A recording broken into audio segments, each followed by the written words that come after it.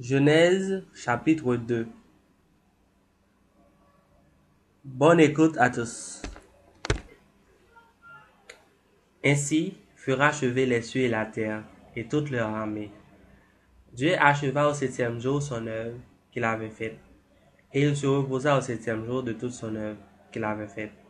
Dieu bénit le septième jour, et il le sanctifia, parce qu'en ce jour, il se reposa de toute son œuvre qu'il avait créée en le faisant. Voici les origines des cieux et de la terre, quand ils furent créés, lorsque l'Éternel Dieu fit une terre et des cieux. Aucun arbuste des champs n'était encore sur la terre, et aucun herbe des champs ne germait encore, car l'Éternel Dieu n'avait pas fait pleuvoir sur la terre, et il n'y avait point d'homme pour cultiver le sol.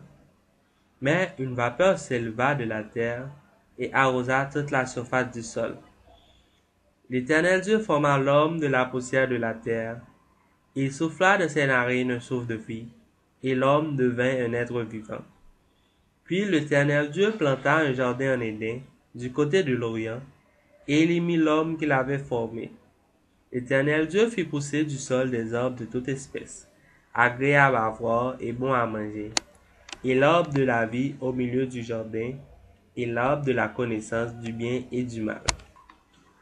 Un fleuve sortait d'Éden pour arroser le jardin, et de là il se divisait en 4 bras. Le nom du premier est Pichon, celui qui entoure tout le pays de Havila où se trouve l'or. L'or de ce pays est pur.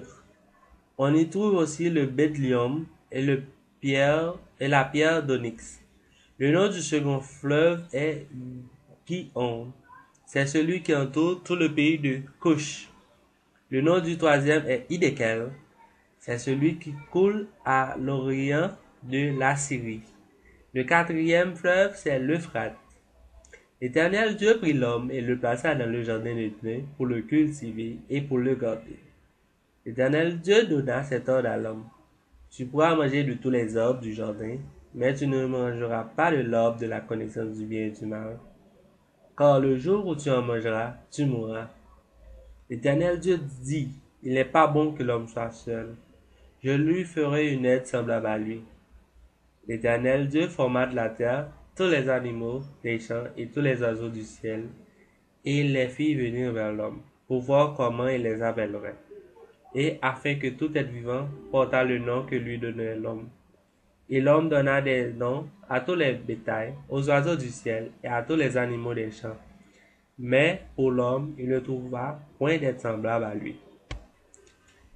Alors l'Éternel Dieu fit tomber un profond sommeil sur l'homme qui s'endormit. Il prit une de ses côtes et referma la chair à sa place. L'Éternel Dieu forma une femme de la côte qu'il avait prise de l'homme, et il l'amena vers l'homme. Et l'homme dit, voici cette fois celle qui est os de mes os et chair de ma chair. On l'appellera femme, parce qu'elle a été prise de l'homme. C'est pourquoi l'homme quittera son père et sa mère et s'attachera à sa femme, et ils deviendront une seule chair.